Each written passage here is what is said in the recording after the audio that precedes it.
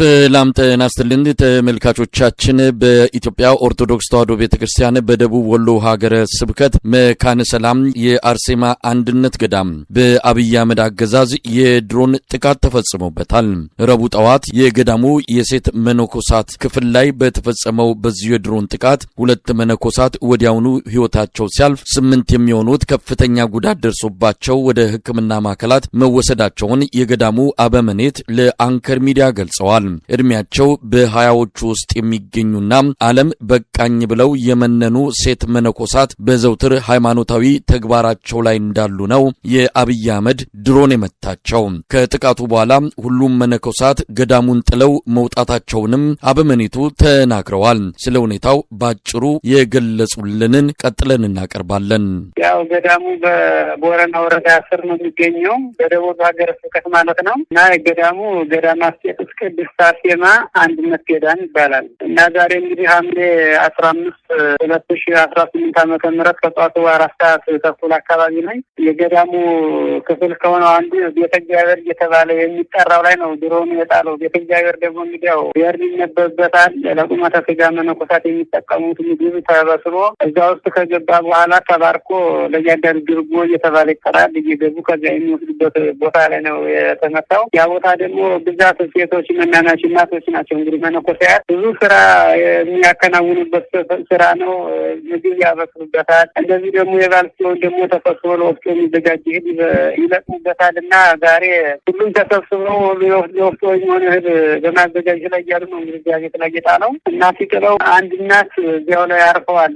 ምንም ትንፋሳቸውም አልተገኘ። አንድ እናት ደግሞ ሆስፒታል ሂደው እዚያ ላይ አርፈው ተመለሱ። ሁለቶች አርፈው ቀበርናቸዋል። 8ቶቹ ከባድ አደጋ ደርሶባቸው ሆስፒታል ላይ ይገኛሉ። ከ8ቶቹ ደግሞ አንዷ እናት በጣም ደክመዋል። እንግዲህ እግዚአብሔር ከፈቀደም ያድራሉ። ሪፈር በዚህ ደሴ ያለ ለዚያ ተከፈላቸዋል። ነገ በሰላም ካደሩ ወደዚያ ሕክምና ይወስዳሉ። ከእነሱ መካከል ደግሞ 3ቶቹ ያው ቀለል ያለ ቁስል የደረሰባቸው እነሱም እዛው ለሕክምና ሆስፒታል ላይ ይገኛሉ ማለት ነው አሁን። ስለዚህ የሴቶች ማረፊያ ወይም ደግሞ ሴቶች የሚገኙበት የገዳሙ አካባቢ ነው የተመታው ማለት ነው። የሴቶች ባስ ይባላል። የክርስት መኖሪያ ግቢ የወንዶችና የሴቶች በገዳም ስራ ተለያይቶ ነው እንትን የሚለው እና ድሮ ነው ጣለ ከሴቶች ግቢ ነው ከሴቶች መኖሪያ ባስ ወይም ከመኖሪያ ቤታቸው ግቢ ውስጥ ነው እንግዲህ ስራ የሚከናውኑበት ምግብ ከሚያበስሉበት እህል ለቅሞ ከሚያዘጋጁበት ላይ ዋናው ስራ መስሪያ ቤታቸው ላይ ነው የጣለባቸው ማለት ነው ድሮ ነው እና ቤተ እግዚአብሔር እየተባለ የሚጠራውን ቤቱን ሙሉ በሙሉ ያዘገር አፍርሶታል። ቤቱን ድምጽ ሰምታችሁ ነበረ? ድሮኗ ስትመጣ አንድ ቦታ ነው ያረፈው። የተተኮሰው ነገር እንዴት ነበረ? እንደው በወቅቱ ያው ረፍታር ላይ ነው ቤቱም ድሮኑ የጣለውም አንድ ቤት ላይ ነው። ደጋ ተደጋጋሚ ቦታው ላይ አልጣለም። እኛም አልሰማንም አላየንም። መጣ መነኮሳት ከሚሰሩበት ቅድም እንዳልኩ ስራ ከሚሰሩበት ላይ ተሰብስበው ሲሰሩ በነበረበት ላይ እዛው ላይ ነው እንግዲህ ጥሎ አድርጋ ያደረሰው እንጂ ተደጋጋሚም አልጣለም። ገዳሙ ክልል ውስጥ አንዱን ቤት ብቻ ነው አፍርሶት ይሄዳል። በአካባቢ የሚረዳ መቃብር እንኳን ቆፍሮ ሞተቷል የሚቀብር ሰው የሚረዳ የለም እና የተደወለልኝ ምንድነው ቢያንስ ያው ሁሎችም እንደተጎዱና እንደዚህ የሚቀብር ወይም ወደ ሕክምና የሚወስድ ሰውም እንዳፈላልግ ከላይም ከሀገረ ስብከትም በቤተ መንግስትም በኩል ሊሆን እርዳታ አጠያቄ ትራንስፖርት ስለተዘጋ ትራንስፖርት እንዲከፈትና የቀሩት በቶሎ ለሕክምና እንዲደርሱ የሚል ጥያቄ ነው ለኔ የቀረበልኝ። አሁን ይሄ ወታደራዊ ተቋም አይደለም፣ የእምነት ቦታ ነው። ያወቃችሁት ነገር አለ ምክንያቱን? እንግዲህ ምክንያቱን እስካሁን ያወቅነው ነገር የለም። ግን እንደው በየቦታውም አንዳንድ እነዚህ ከቤተ ክርስቲያን ዜና እንሰማለን። በየቦታውም ወደ አርሲም ባለፈው ምዕመናን እየታረዱ ቤተ ክርስቲያን እየተቃጠሉ እንደሆነ በመረጃ ሰምተናል። በራብ እንሆንም እና ከዚህ አንግል ሲታይ ምንም ነገር በሚያውቁት እንደው የሚገርምነት ሁሎችም ገና ከ20 እስከ 25 ዓመት የሚሆኑ በመሆኑ ጊዜ ናቸው። እንግዲህ ያው ቃሉን መሰረት አድርገው ልጅ ሆይ በጉብኝና ወራት እግዚአብሔርን የሚለውን ቃል ሰምተው መጥተው እንግዲህ በጉብኝና ወራታቸው እግዚአብሔርን እያገለገሉበት ካለ ላይ ነው እንግዲህ እና የተጣለ እነሱ ንጹሐን ናቸው። ወንዶች መነኮሳት ዝም ነገር ነው እና ከዚህ እንደ ግል ስመለከተው እንግዲህ ቤተክርስቲያን ላይ ያለ እንደው ታሰኑ የተላከ ነገር ይመስለኛል እንጂ ከዚህ እንደው ምንም ሌላ ትርጉም ሊሰጠውም አልቻልኩም እስካሁን። እንደው አባታችን እንደው ገዳሙ በትክክል የት ነው የሚገኘው? ገዳሙ ዙሪያ ያለውን ነገር መንደሮች አሉ ወይስ ለብቻው ተነጥሎ የሚገኝ ቦታ ነው? እስቲ ስለ ገዳሙ ይንገሩኝ።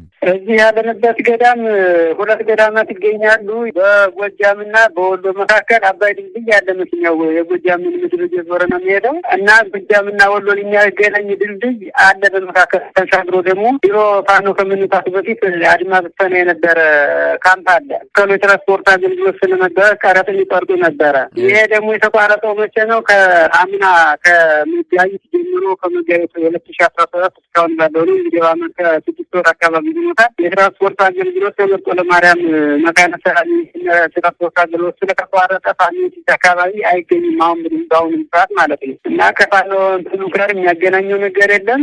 ገዳሙ ራሱን ችሎ በመካከል አስፋልት አለ። ቢቻል እንኳን ከአስፋልት ወደዚያ የፋኖ ኬዳ ነው። እዚያ ላይ አድማ በተኖች ነበሩበት። በቀደምኛው ጥርጣሬ ኬድ እንኳን መነሳት ያለበት እንደው በጥርጣሬ ነው። እነሱ የሉም ያኛው ነበር። ግን በትክክል ተሰርቶ ከቤትም ቤት እናቶች መነኮሳያት በስራ የሚገኙበት አባቶች እነዚሁ አካባቢ ድርጎ የሚወጡበት በደንብ ተንጠልጠው መነኮሳት በትኩረት እዚያ ላይ ስብሰባ የሚያደርጉበት ላይ ብዙ ቤቶች አሉ። ከቤትም ቤት ተመቶ እዚያ ረጋ አንድን ክፍል ብቻ እንዲያደርጉ ጉድመት ያደርስበት ማለት ነው። ይህን ጥያቄ ያነሳሁት ምናልባት እዛ አካባቢ ፋኖዎች ተጠግተው ነበር ገብተው ነበር። ከእነሱ ጋር ምንም አይነት በታምር ግንኙነት የለንም። እነሱ የወጡበት አላማ ሌላ የመንኮሰና ህይወት አላማ ሲል ሌላ ነው ያገናኙ። እነሱም ደፍረው እንዲህ አይነት ነገር አይመጡብንም ወደዚህ ማለት ነው እና እንዲህ አይነት ጥርጣሬ እንኳን ቢኖር እነው እንግዳ ድሮ ሲታል አንድ ቆሰረ እንኳን ተብሎ ቢገኝ ለዚያም እኮ አባቶች እንኳን ቢቆሱ ችግር የለውም። ምንም ያውቁ እናቶች መነኮሳያት ናቸው እንግዲህ በሙሉ ሴቶችም የመጣቸው እንግዲህ እና ወደዚህ ወደ ገዳሙ እነሱ ግንኙነት የላቸውም። በገዳሙ ይዞታ ላይ የደረሰ ጉዳት አለ? ቤቱ ላይም ይሁን በንብረቱ ላይ? እንግዲህ ያው ቤቱ ውስጥ ያለ ሙሉ በሙሉ ዲያመግኝ ጠፍተዋል። ቤቱን ፈርሷል። ከቤቱም ያው አንዳንድ ነገሮች አሉ። እሱም ያው አብረው ተጎድተዋል ማለት ነው። በአሁኑ ሰዓት ያለው ሁኔታም ለቀው ወጡ መነኮሳት ወይስ ምንድን ያለው ሁኔታ? ያለው ሁኔታ ያው ሁለቱ አንድና አንዷ እናት እዚያ ቀርተው ከመጡ ቀበን ሙሉ በሙሉ አሁን በእናቶች በኩል የለም። እለቱን ገዳሙ ለመፈታት እያሽቆለቆለ ነው ያለ። ቤቱም አሁን ለነሱ ብዙ ሰፈር እንትን ብሏል። ብዙዎቹ ናቸው የተመቱት። በረሃ ነው፣ ብዙ መናንያን የለበትም። ወደ 13ቶቹ ነው የተመቱት። እንግዲህ ከ13ቱ ሁለቶቹ አረፉ። 11ዱ ለሕክምና እዛው ሂደዋል። ከባድና ከቀላል የአካል ጉዳት ደርሶባቸው፣ ሌሎችም እንዲሁ ለማስታከም 1፣ 3 እና 4 ናቸው የተረፉ ሂደዋል። ገዳሙ ባዶ ነው ማለት ይቻላል። እንግዲህ ገዳሙ ለመፈታት ለአደጋ ተጋልጦብን ያለ ነው አሁን ያለው ሁኔታ። የተመቱትንም ወደ ሆስፒታል ለመውሰድም ሆነ ሌሎች ነገሮችን ለማድረግ የደረሰ የመንግስት አካል አለ? የለም፣ የመንግስት አካል የደረሰልን የለም። ምን ማለት ይቻላል? አባታችን እንግዲህ ሰላማዊ ተቋም ነው፣ ገዳም ነው። ይህን ዓለም የተጠየፉ በሃይማኖታዊ ተግባራቸው ላይ ያሉ እንግዲህ ይህ አደጋ የደረሰባቸው ምን ማለት ይቻላል? እንደው ምንድን ነው የሚባለው? ይሄ ነገር ተደጋጋሚ ነው፣ በየጊዜው እንሰማለን። እውነት ነው እንግዲህ ያለው ነገር ቤተክርስቲያን በየሰዓቱ በየቦታው እንደዚህ ጉዳት እየደረሰባት ነው። ቤተክርስቲያን እየተከተለች ምዕመናን እየታረዱ ቤተክርስቲያን ቢፈርስ ችግር የለውም። ህንጻ ሰብ ነው። ሰው የሰራውን ሰው ቢያፈርሰው ሰው መልሶ ይሰራዋል። ግን ዛሬ እነዚህ እናቶቻችን ወቶች አጣናቸው ለጋሙን ለሞት የተቃረቡ የደከሟሉ። እነዚህዎች መተካትም አንችልም። መንግስት እጁን ከቤተክርስቲያን ላይ ያንሳልን ነው የምንለው። በቃ ለቤተክርስቲያን ጥበቃ ያድርግ፣ እጁ ካለበትም እጁን ያንሳልን ነው የምንለው። ከዚህ እኛ ላይ ያለው አስተያየት ማለት ነው። እንደ ሀገር ደረጃ ብዙ ጊዜ ሰላሟን አታድን ኢትዮጵያ ባለ ብዙ ብሔር በአንድ ፍቅር ምትኖር እየተባለች ብዙ ሲነገርላት ነበር። ያው ሁሉ ጠፍቶ ሌላውን አለ እንግዲህ ያለው ነገርና ቢያንስ እምለው ምንድን ነው እንደዚህ ሰላም የነሳው ነገር በውይይት የሚፈታ እንደ እምነት ተቋም ደግሞ እንደው በእውነቱ ቤተክርስቲያን ሰላሟን ታግኝ ነው ይህን ነው የምለው በዚህ በኩል። እሺ አባታችን በጣም ነው ማመሰግነው። እንግዲህ ለሞቱትም ነፍስ ይማር ብለናል። መጽናናትን ለቤተሰቦቻቸው እንመኛለን። አባታችን